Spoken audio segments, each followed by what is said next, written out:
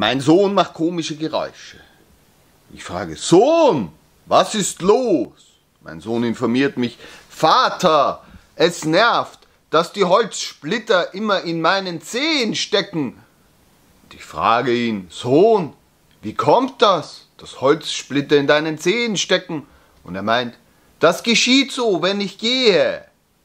Worauf ich meine, Sohn, vielleicht solltest du die Füße heben, wenn du gehst. Der Sohn meint, Vater, ich hebe meine Füße. Ich informiere ihn, Sohn, die Holzsplitter schweben nicht in der Luft herum, die liegen am Boden. Mein Sohn meint, doch, die schweben. Und ich sage, du hast recht, Sohn, Mehlwürmer sind am Boden und werfen Holzsplitter in die Höhe, auf das sie in deinen Zehen stecken. Ich sei der alte Knacker Schmatz aus dem rostigen Städtchen Lenkbach im Wienerwald. Jetzt kommen die blauen Wolken, denn die gehören zum Lenkbach-Flock.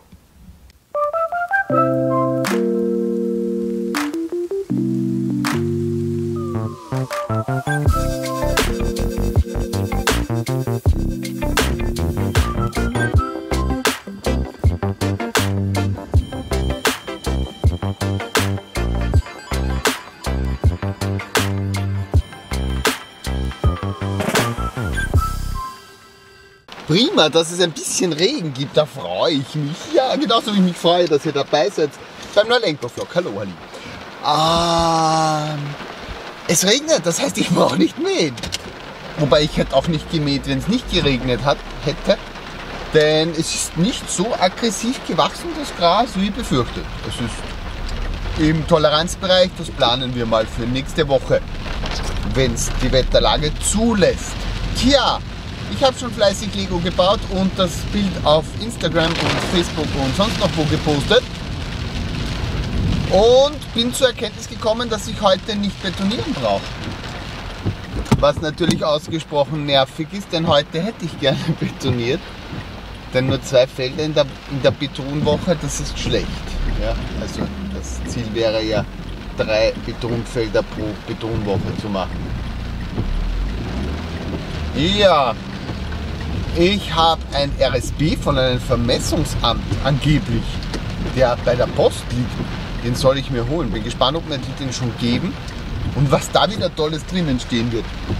Also ich liebe es, RSBs kommen, muss was ganz Wichtiges sein. Die wollen sicher einen Haufen Geld von mir haben.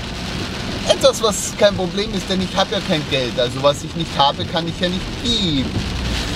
Naja, ansonsten, ja, ist die Frage, ob ich mich heute Richtung Büro bewege.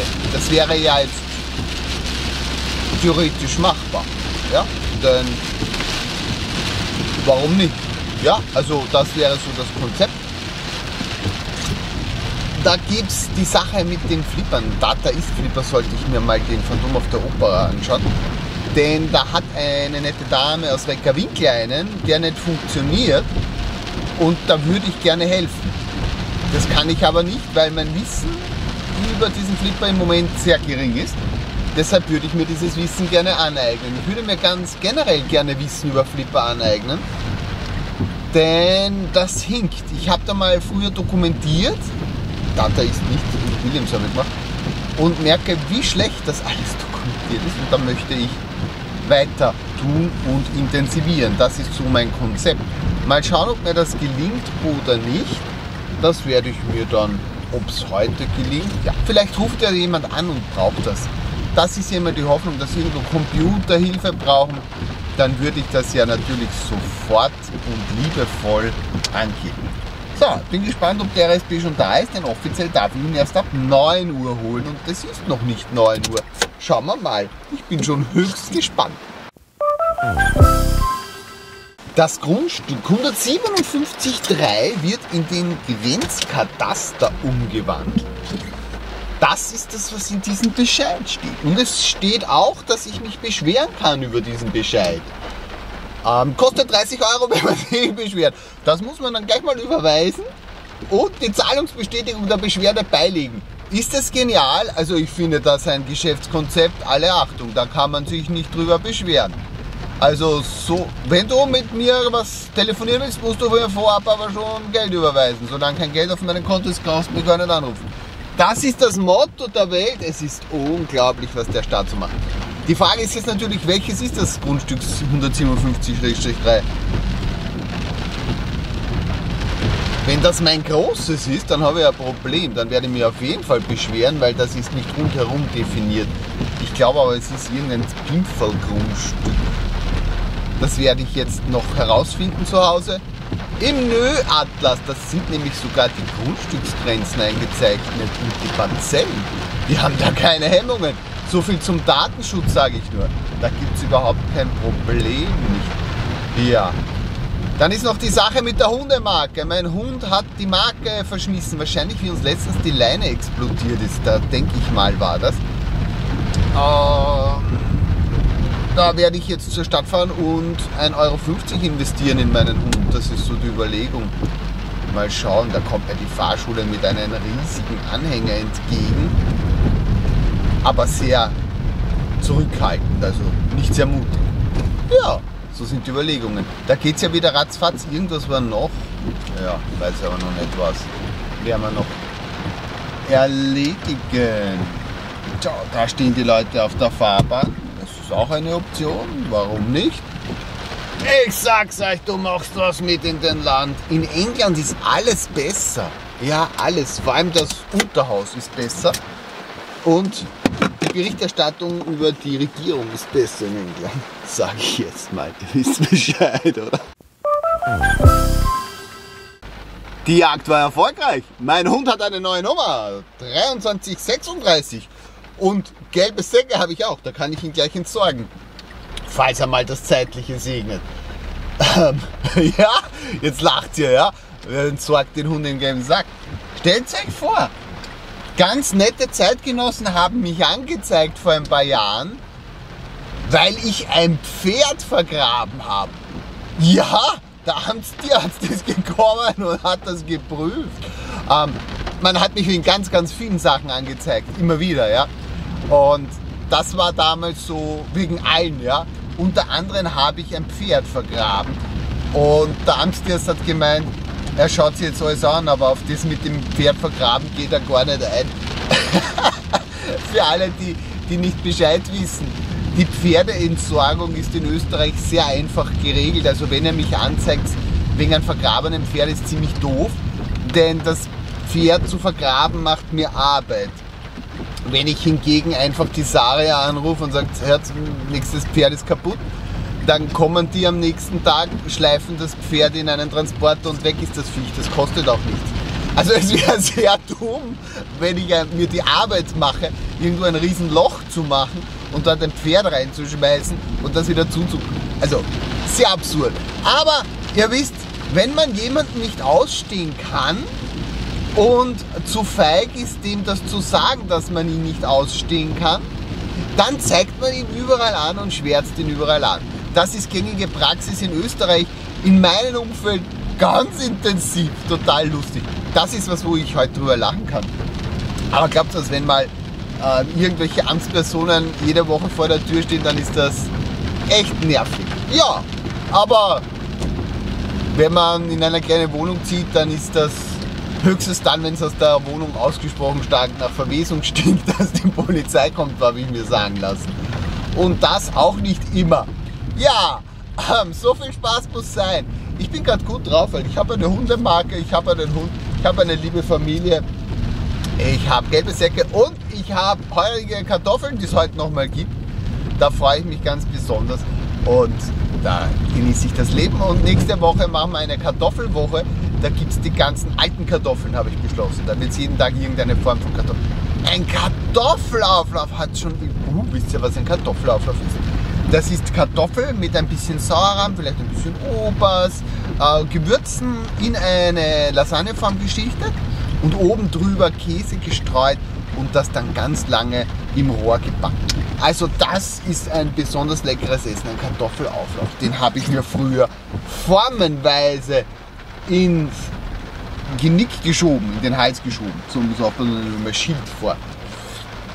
Ja, ich habe schon wieder ziemlich lange gequasselt. ich gehe mal rein und bin gespannt, was ich euch zum Mittag sagen werde. Ob ich irgendwas Produktives auch gemacht habe oder nur Stuss die ganze Zeit. Ich tippe auf Zweiteres. Ich habe mir schon so eine Idee, was ich jetzt mache. Und das hat mit Arbeit relativ wenig, nein, sagen wir mal, gar nichts zu tun. Das ist ein gutes Konzept, so mal ist. Da bin ich schon wieder im Auto und ich sage euch was, ich hab's getan. Ich hab's getan. Es war unglaublich. Ich habe meine Jacke angezogen, weil mir kalt ist. Scherz beiseite. Ich war ernsthaft im Rübenkeller. Ja, nachdem ich meine Buchhaltung erledigt hatte, bin ich doch ernsthaft zum... Wir schmeißen wieder Schönes weg. Holz? Ich schmeißen Holz weg. Bin ich ernsthaft zum Data East Phantom of the Opera Flipper gegangen und habe das gelernt, wie das mit den Flipperfingern funktioniert in den Data East Geräten. Sehr spannend, sage ich euch. Habe ich viel gelernt. Nachdem ich ja in einem Alter bin, in dem man sich's nicht mehr merkt, habe ich entschieden, mir das aufzuschreiben. Ja, und dann habe ich die nette Dame angerufen und gesagt, wann wollen, schauen wir uns das an. Und die Dame hat gesagt, ja, gerne, nur wir sind in Absonderung, weil Covid. Haha! Also nicht die nächste Woche. Also übernächste Woche. Werden wir uns das dann anschauen. Wenn ich bis dahin noch weiß, wie das ist. Das mit der Brille hat nicht funktioniert. Die drückt massiv. Da ist der eine Bügel falsch gebogen. Der Bügel ist falsch gebogen. Ja, klar. Mal schauen, ob wir da den Optiker nochmal quälen werden. Kurz und gut, ich habe auch ein paar Lego-Steine sortiert. Das hat mir sehr gut gefallen. Habe mir ein paar Videos von Look Mom No Computer angesehen. Auch sehr nett. Und festgestellt, dass ich zu viel fernschaue. Also jetzt nicht fern, sondern Video schaue. Das ist schon sehr. Und da sind wir wieder in diesem Suchtverhalten. Ich meine Folgendes. Ich bin ja ein Süchtler in jedem Bereich.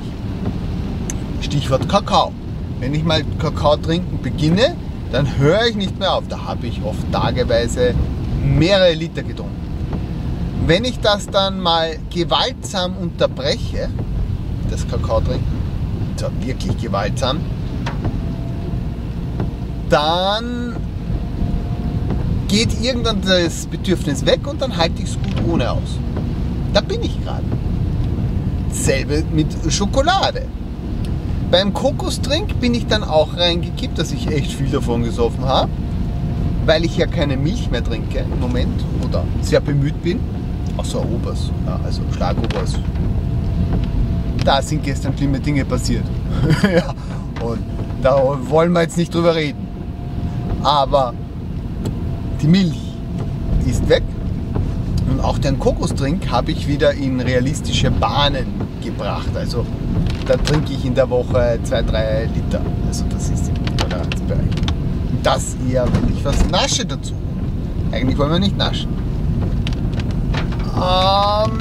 Und jetzt ist diese Sucht eben mit diesen Videos. Also es gibt ja viele Leute, die können nicht mehr gehen, ohne dass sie Musik in den Ohren haben oder aufs Handy schauen. Ja, also ich brauche jetzt die Musik nicht, wenn ich Auto fahre. Ich unterhalte mich mit euch. Und ich kann auch gehen und mir die Welt anschauen und Menschen beobachten. Das kann ich ganz gut.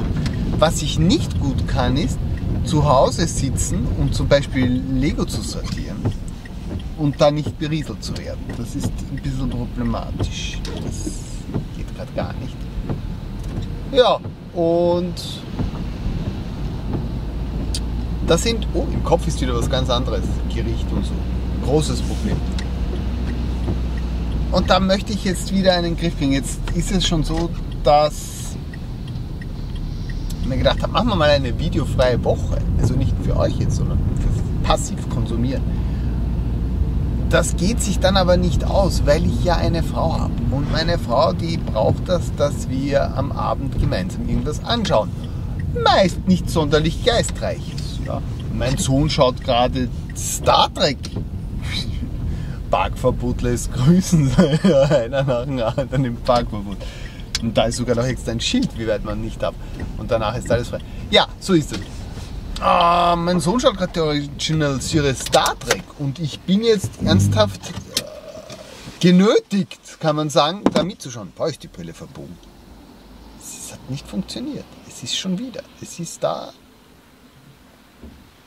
Die drückt nämlich dann da. Wenn sie da verbogen ist, drückt sie dann da. Das ist ganz kompliziert. Angeblich, weil man könnte den.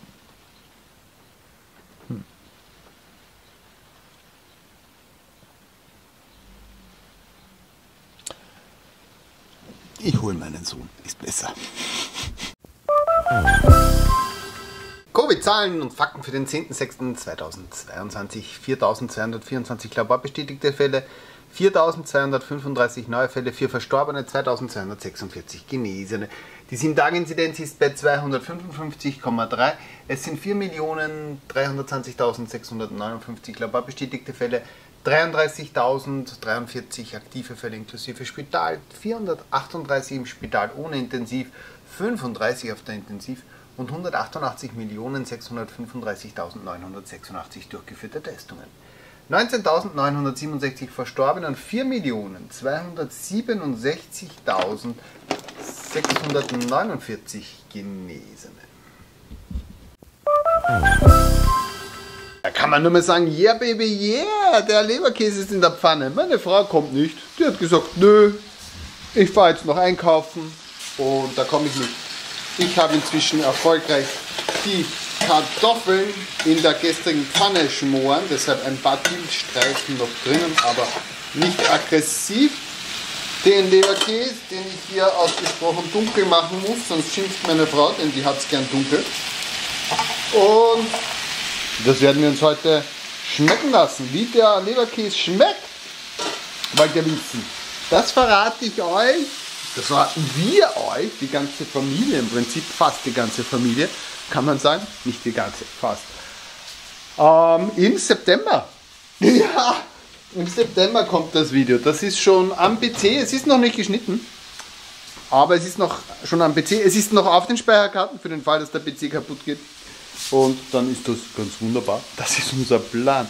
Schaut, da sind noch ein paar bunte Lego-Teile. Und habt ihr das Haus schon gesehen? Ja, das Haus ist fertig. Wer findet raus, was falsch ist? Wer soll mir das drunter schreiben? Und gewinnt dann eine richtige Antwort. Ja, so machen wir das. Viel mehr sage ich jetzt gar nicht mehr. In diesem Sinne, bis später, bis da, bis irgendwann hier auf diesem Buckelstreifen YouTube-Kanal, den mit den grünen Gurkel, den blauen Wolken und mit von und zu überhaupt.